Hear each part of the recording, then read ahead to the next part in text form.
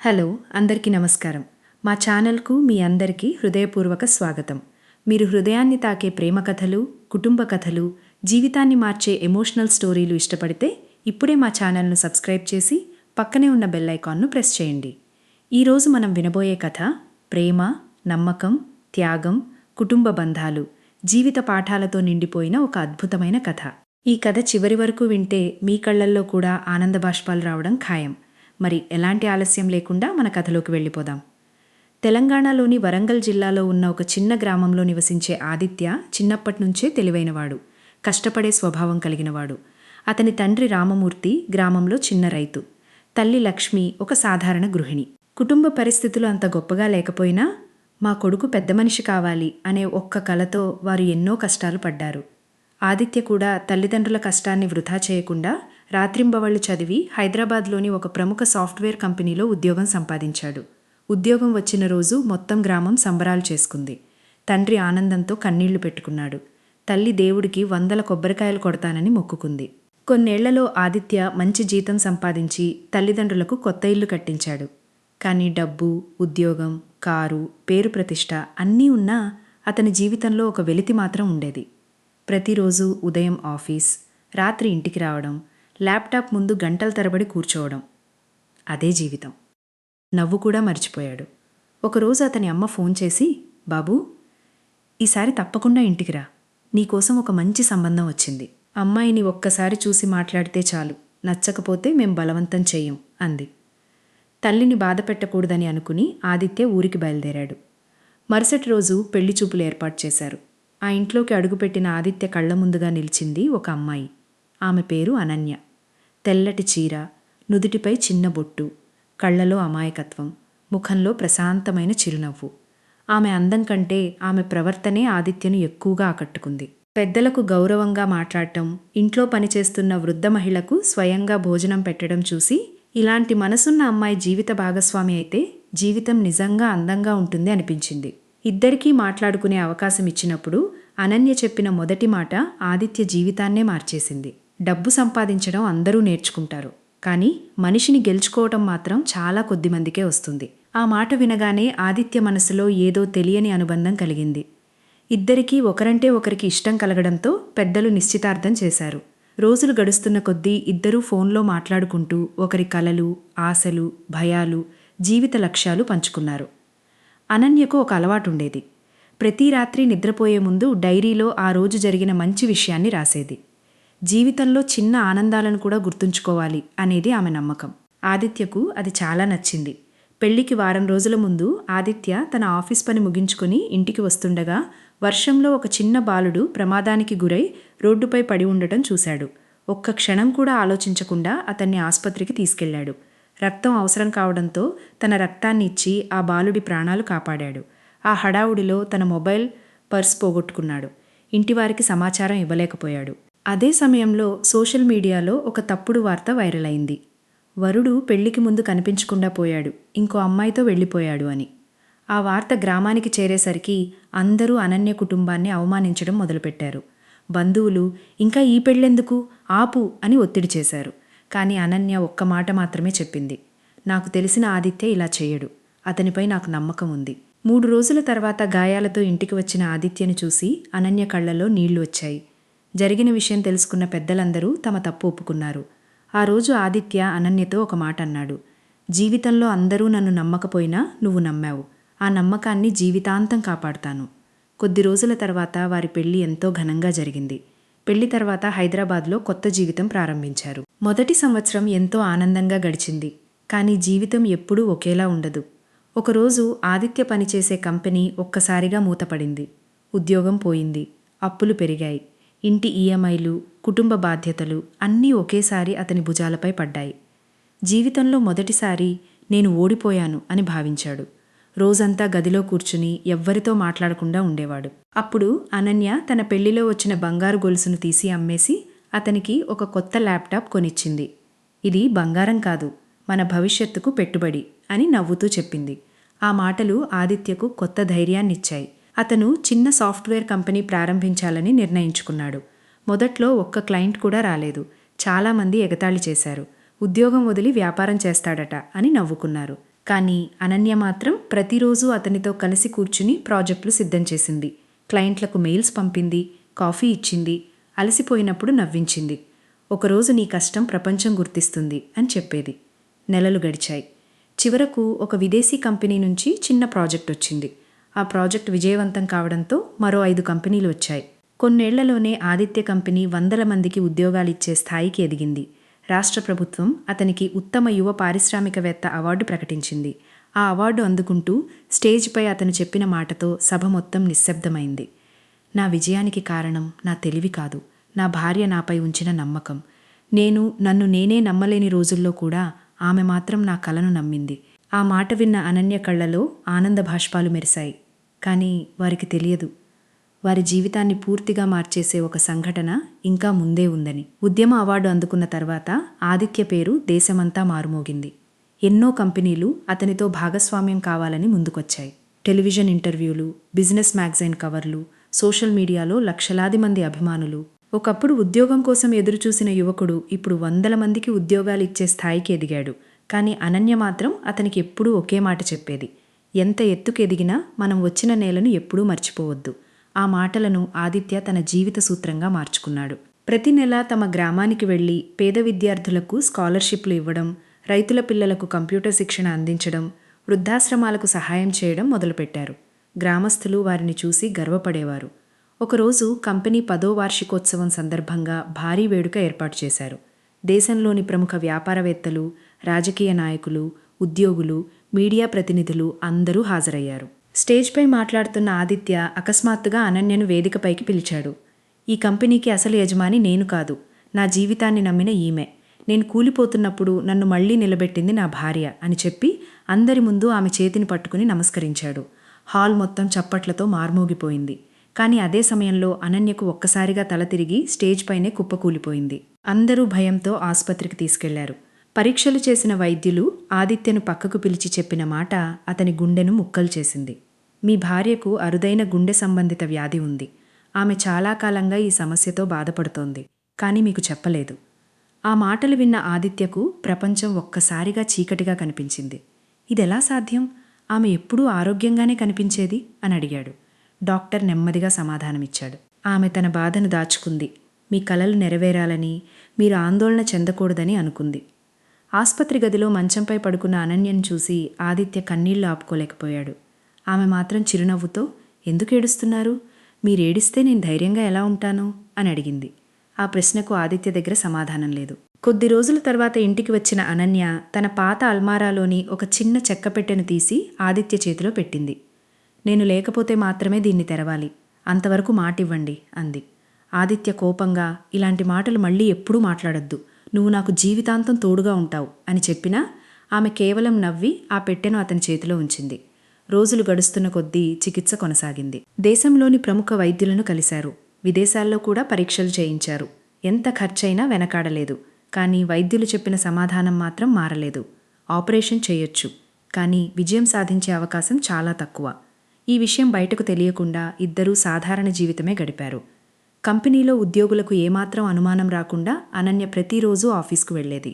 ఇంటికి వచ్చాక మాత్రం నొప్పిని భరించలేక ఒంటరిగా కన్నీళ్లు పెట్టుకునేది. ఒక రాత్రి ఆదిత్యకు నిద్రలేచి నీళ్లు తాగడానికి బయటకు రావడంతో అనన్య దేవుడి ముందు కూర్చుని మౌనంగా ప్రార్థించడం కనిపించింది. ఆమె చేతిలో ఒక డైరీ ఉంది. అందులో ఏదో రాస్తూ కన్నీళ్లు తుడుచుకుంటూ మళ్లీ నవ్వుతోంది. ఆదిత్యకు ఆమె కనిపించకుండా నిశ్శబ్దంగా వెనక్కి వెళ్ళిపోయాడు. మరుసటి రోజు ఆమెను అడగాలని అనుకున్నా ఆమె మనసు బాధపడుతుందేమోనని మౌనంగా ఉండిపోయాడు. ఇదిలా ఉండగా కంపెనీలో కొత్తగా చేరిన విక్రమ్ అనే వ్యక్తి ఆదిత్య విజయాన్ని చూసి అసూయపడసాగాడు. బయటకు నమ్మకమైన ఉద్యోగిలా నటిస్తూ లోపల మాత్రం కంపెనీ రహస్యాలను ప్రత్యర్థి సంస్థలకు అమ్మడం ప్రారంభించాడు. ఆదిత్యకు అత్యంత సన్నిహితుడిలా మారి అతని నమ్మకాన్ని సంపాదించాడు. అనన్య మాత్రం మొదటి రోజు నుంచే విక్రమ్ ప్రవర్తనలో ఏదో తేడా గమనించింది. ఈ వ్యక్తి మీద నాకెందుకో నమ్మకం కలగడం లేదు అని ఆదిత్యతో చెప్పింది. కానీ ఆదిత్య నవ్వుతూ, అందర్నీ అనుమానిస్తే జీవితం ముందుకు వెళ్లదు అన్నాడు. అనన్య మౌనంగా ఉండిపోయింది. కొద్ది వారాల్లోనే కంపెనీకి వరుసగా నష్టాలు రావడం మొదలైంది. కీలకమైన ప్రాజెక్టులు రద్దయ్యాయి. కోట్ల రూపాయల ఒప్పందాలు ఒక్కొక్కటిగా చేజారిపోయాయి. బోర్డు మీటింగ్లో పెట్టుబడిదారులు ఆదిత్యను ప్రశ్నించడం ప్రారంభించారు. ఇంత పెద్ద కంపెనీలో ఇలాంటి పొరపాట్లు ఎలా జరిగాయి అని అడిగారు. ఆదిత్య దగ్గర సమాధానం లేదు. అదే రాత్రి అనన్య తన గదిలో కూర్చుని పాత డైరీని తెరిచి మెల్లగా రాసింది. ఒకవేళ నేను ఈ పోరాటంలో గెలవకపోతే ఆదిత్య జీవితాన్ని కాపాడేది ఈ డైరీ మాత్రమే. ఇందులో నేను చూసిన నిజాలు, నాకు తెలిసిన మనుషుల అసలు ముఖాలు, ఇంకా అతనికి తెలియని ఒక గొప్ప రహస్యం ఉన్నాయి. ఒకరోజు ఈ పేజీలు అతని జీవితాన్ని మళ్లీ వెలుగులోకి తీసుకువస్తాయి అని రాసి డైరీని అదే చెక్కపెట్టెలో పెట్టి తాళం వేసింది. ఆ రాత్రి కిటికీ బయట కురుస్తున్న వర్షాన్ని చూస్తూ ఆమె నిశ్శబ్దంగా కన్నీళ్లు తుడుచుకుంది. కానీ ఆమెకు తెలియదు, ఆ డైరీలోని రహస్యాన్ని తెలుసుకోవడానికి ఆదిత్య ఇంకా ఎన్నో తుఫాన్లు ఎదుర్కోవాల్సి ఉందని, తన జీవితంలోనే అతిపెద్ద పరీక్ష ఇంకా మొదలు కాబోతోందని. రాత్రి నుంచి ఆదిత్య జీవితంలో ప్రశాంతత అనే పదమే కనుమరుగైంది. ఒకవైపు అనన్య ఆరోగ్యం రోజురోజుకు క్షీణిస్తుండగా, మరోవైపు కంపెనీ భారీ నష్టాల్లో కూరుకుపోతోంది. ఎప్పుడూ నవ్వుతూ ఉండే అనన్య ఇప్పుడు అలసటతో ఎక్కువ సమయం కిటికీ పక్కనే కూర్చుని ఆకాశాన్ని చూస్తూ గడిపేది. కానీ ఆదిత్య ముందు మాత్రం ఎప్పటిలాగే నవ్వేది. నేను బాగానే ఉన్నాను అని చెప్పేది. ఆమె ఆ చిరునవ్వు వెనుక ఎంత బాధ దాగి ఉందో అతనికి అర్థం కాలేదు. ఒకరోజు అర్ధరాత్రి అనన్యకు తీవ్ర నొప్పి రావడంతో వెంటనే ఆసుపత్రికి తీసుకెళ్లాడు. డాక్టర్లు గంటల తరబడి చికిత్స చేసిన తర్వాత బయటకొచ్చి, మేం చేయగలిగింది చేస్తున్నాం, కానీ ఇకపై ప్రతి క్షణం చాలా విలువైనది. ఆమె మనసుకు ఆనందం కలిగేలా చూసుకోండి అని చెప్పారు. ఆ మాట విన్న ఆదిత్యకు కాళ్ల కింద నేల జారిపోయినట్టు అనిపించింది. ఆసుపత్రి కారిడార్లో ఒంటరిగా కూర్చుని చిన్నపిల్లాడిలా ఏడ్చాడు. తన జీవితంలో మొదటిసారి దేవుడితో గొడవపడ్డాడు. నన్నెంత పరీక్షించినా పర్వాలేదు, కానీ ఆమెను మాత్రం తీసుకెళ్లొద్దు అని ప్రార్థించాడు. మరుసటి రోజు అనన్య కళ్ళు తెరిచింది. ఆదిత్య ముఖం చూసి మెల్లగా నవ్వుతూ, నాకొక చిన్న కోరిక ఉంది. నన్ను మన ఊరికి తీసుకెళ్తావా? నేను చిన్నప్పుడు ఆడుకున్న చెరువు, మన పాత పాఠశాల, దేవాలయం ఇవన్నీ మరోసారి చూడాలని ఉంది అంది. వెంటనే ఆదిత్య ఆమె కోరిక నెరవేర్చాలని నిర్ణయించుకున్నాడు. ఇద్దరూ గ్రామానికి వెళ్లారు. గ్రామంలో వారిని చూసి అందరూ ఎంతో సంతోషించారు. చిన్నపిల్లలు అనన్య చుట్టూ చేరి నవ్వుతుంటే ఆమె కూడా వారితో కలిసి నవ్వింది. పాఠశాలకు వెళ్లి అక్కడ చదువుతున్న పిల్లలకు పుస్తకాలు పంచింది. వృద్ధాశ్రమానికి వెళ్లి పెద్దలతో మాట్లాడింది. సాయంత్రం చెరువుగట్టుపై కూర్చుని అస్తమిస్తున్న సూర్యుడిని చూస్తూ, జీవితం కూడా ఈ సూర్యాస్తమయం లాంటిదే కదా, ముగింపు అందరికీ ఉంటుంది, కానీ వెలుగు ఇచ్చిన జ్ఞాపకాలు మాత్రం ఎప్పటికీ మిగిలిపోతాయి అంది. ఆ మాట వినగానే ఆదిత్య ఆమె నోటిని చేతితో మూసి, నువ్వు లేకుండా నా జీవితం నేను ఊహించలేను అని కన్నీళ్లతో అన్నాడు. అనన్య అతని చేతిని పట్టుకుని, నువ్వొక మాట ఇస్తావా? ఏ పరిస్థితిలోనైనా జీవితాన్ని ఆపేయవద్దు. నువ్వు నవ్వుతూ ఉండాలి, ఎందుకంటే నీ నవ్వులోనే నా జీవితం ఉంటుంది అని చెప్పింది. అతను ఏడుస్తూనే తల ఊపాడు. అదే రాత్రి అనన్య తన డైరీలో మరో పేజీ రాసింది. ఆదిత్య, ఈ డైరీ నువ్వు చదివే సమయానికి నేను నీతో ఉండకపోవచ్చు, కానీ ప్రతి పేజీలో నా ప్రేమ ఉంటుంది. నీకోసం నేను దాచిన నిజాలు ఒకరోజు నీ జీవితాన్ని కాపాడతాయి అని రాసి మళ్లీ పెట్టెలో పెట్టింది. మరోవైపు కంపెనీలో విక్రమ్ తన కుట్రలను మరింత వేగంగా కొనసాగిస్తున్నాడు. కీలకమైన ఫైళ్లను ప్రత్యర్థులకు అమ్మి అన్ని తప్పులను ఆదిత్యపై నెట్టేలా ప్రణాళిక వేసుకున్నాడు. కంపెనీ బోర్డు కూడా ఆదిత్యపై అనుమానం వ్యక్తం చేయడం ప్రారంభించింది. ఒక ఉదయం కంపెనీపై ఆదాయపు పన్ను శాఖ, ఆర్థిక నేరాల విభాగం కలిసి దాడి చేశాయి. మీడియా ముందు కంపెనీ పేరును చెడగొట్టేలా వార్తలు ప్రసారమయ్యాయి. విజయవంతమైన వ్యాపారవేత్త అసలు మోసగాడా అనే శీర్షికలు దేశమంతా వైరల్ అయ్యాయి. ఉద్యోగులు భయపడిపోయారు. పెట్టుబడిదారులు వెనక్కి తగ్గారు. ఆదిత్య ఎంత వివరించినా ఎవరూ వినలేదు. అదే రోజు సాయంత్రం అనన్య నిశ్శబ్దంగా అతని దగ్గరకు వచ్చి, నిజం ఎప్పుడూ ఓడిపోదు, కొంచెం ఆలస్యమైనా గెలుస్తుంది అని ధైర్యం చెప్పింది. కానీ ఆమె మాటలు పూర్తవక ముందే ఒక్కసారిగా గుండె పట్టుకుని కింద పడిపోయింది.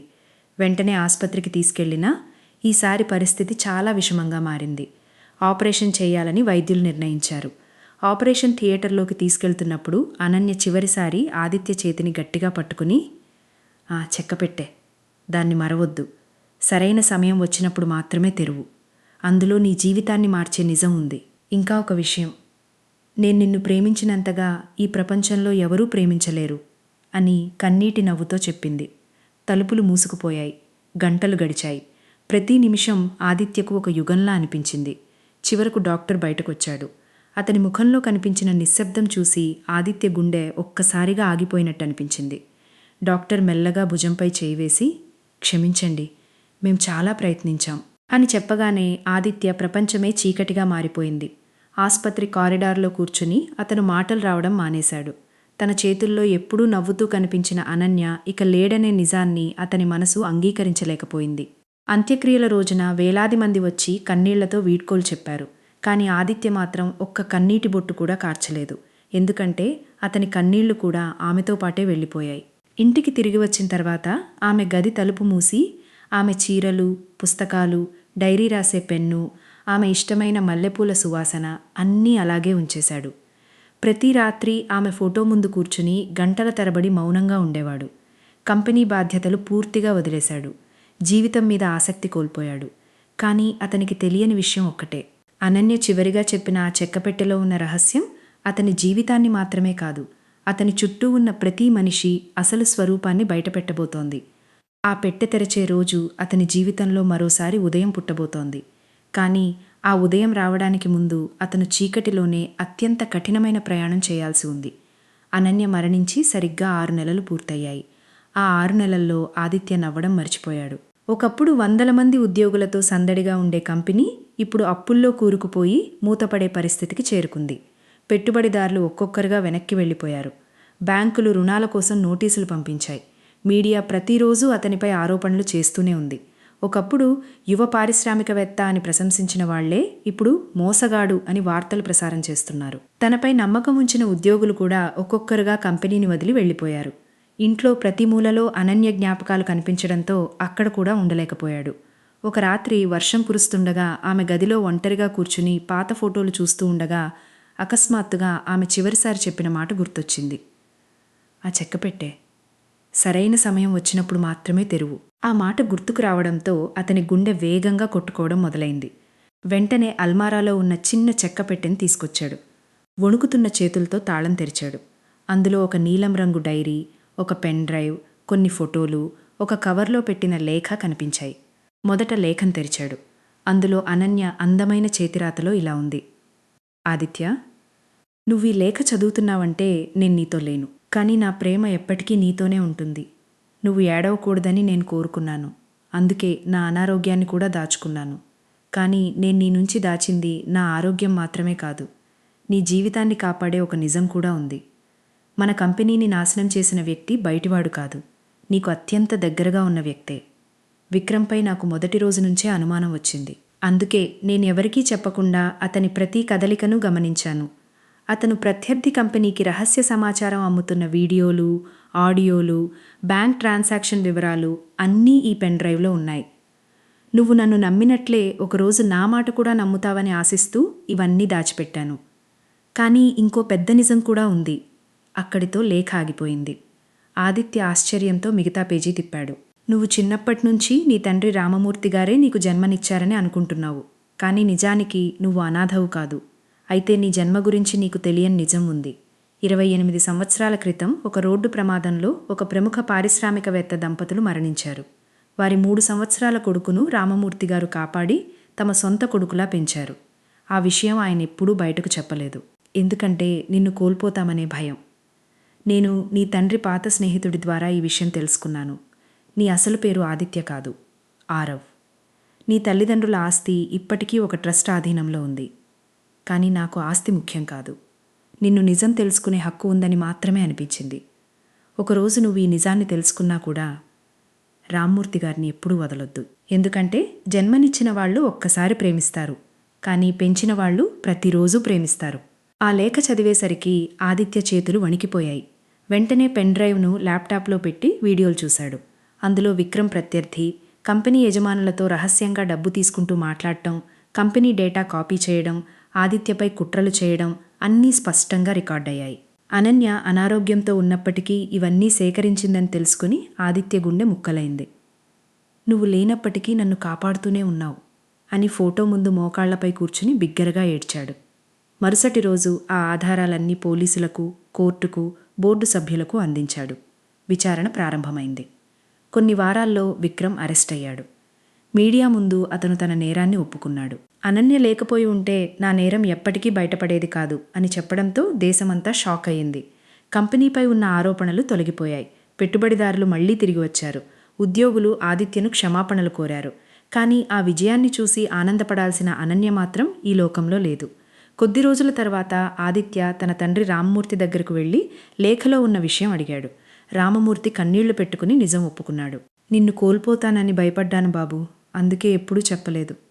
నువ్వు మా రక్తం కాకపోవచ్చు, కానీ మా ప్రాణం మాత్రం నువ్వే అని చెప్పగానే ఆదిత్య ఆయన కాళ్లపై పడిపోయి, నాకు జన్మనిచ్చిన వాళ్ళు ఎవరైనా కావచ్చు నాన్న, కానీ నాకు జీవితం ఇచ్చింది మీరు, అమ్మ మాత్రమే.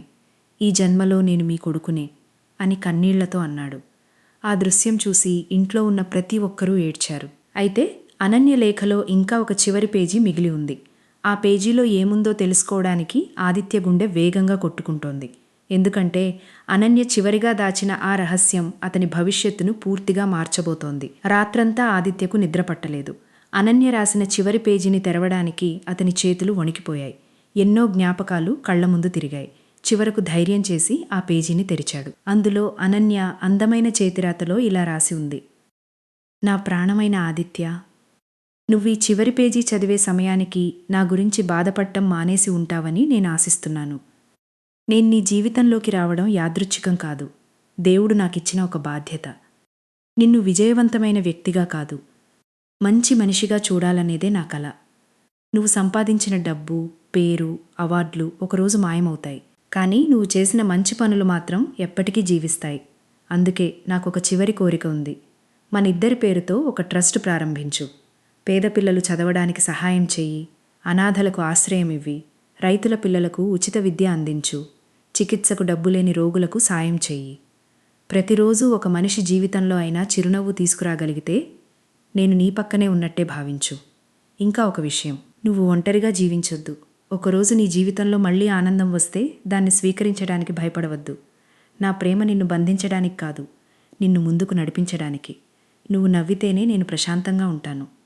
ఆ లేఖ చదివిన ఆదిత్య కన్నీళ్లు ఆగలేదు. కానీ ఆ కన్నీళ్లలో బాధ మాత్రమే కాదు, కొత్త జీవితాన్ని ప్రారంభించే ధైర్యం కూడా ఉంది. మరుసటి రోజే అతను అనన్య ఫౌండేషన్ పేరుతో ఒక సేవా సంస్థను ప్రారంభించాడు. తన కంపెనీ లాభాల్లో పెద్ద భాగాన్ని సమాజ సేవకు కేటాయించాడు. గ్రామాల్లో ఉచిత పాఠశాలలు నిర్మించాడు.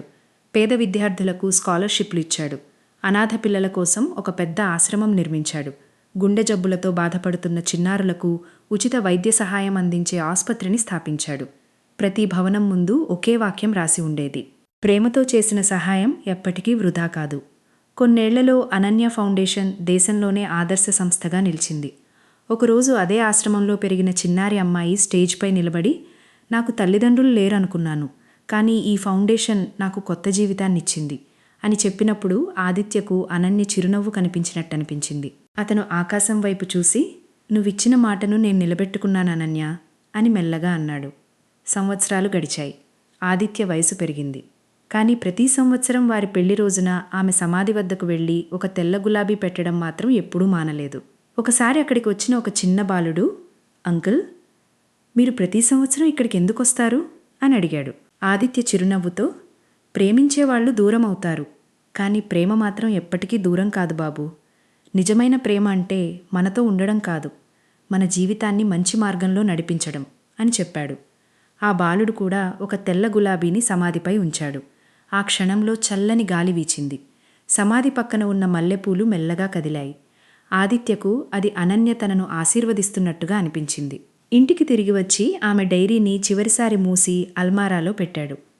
ఇక నీ జ్ఞాపకాలు నా కన్నీళ్లలో కాదు, నేను చేసే ప్రతి మంచి పనిలో జీవిస్తాయి అని మనసులో చెప్పుకున్నాడు. కొద్ది కాలానికే ఆదిత్యను దేశ అత్యున్నత పౌర పురస్కారంతో సత్కరించారు. అవార్డు స్వీకరిస్తూ ఆయన చెప్పిన చివరి మాటలు కోట్లాది మంది హృదయాలను తాకాయి. ఒక మనిషి విజయానికి వెనుక డబ్బుండొచ్చు, ప్రతిభ ఉండొచ్చు, అదృష్టం ఉండొచ్చు, కానీ ఒక మంచి మనిషి ప్రేమ ఉంటే అతను ప్రపంచాన్నే మార్చగలడు. నా జీవితాన్ని మార్చింది నా భార్య అనన్య. ఆమె ఈరోజు నా పక్కన లేకపోయినా నేను చేసే ప్రతి మంచి పనిలో ఆమె శ్వాస ఉంది. ఈ అవార్డు నాది కాదు, ప్రేమ, నమ్మకం, త్యాగం అనే 3 విలువలకు అంకితం. సభలో ఉన్న ప్రతి ఒక్కరూ లేచి నిలబడి చప్పట్లు కొట్టారు. ఆ చప్పట్ల మధ్య ఆదిత్య కళ్లలో ఆనంద భాష్పాలు మెరిశాయి. ఆకాశంలో మెరిసిన ఒక నక్షత్రాన్ని చూసి చిరునవ్వు నవ్వాడు. ఆ నక్షత్రం కూడా అతనికి చిరునవ్వు ఇచ్చినట్టే అనిపించింది. ప్రేమతో ప్రారంభమైన వారి కథ సేవతో అమరత్వం పొందింది. ఒక మనిషి జీవితంలో నిజమైన సంపద డబ్బు కాదు, మన కోసం స్వార్థం లేకుండా ప్రేమించే ఒక మనసు అని ఈ కథ చెప్పే సందేశం.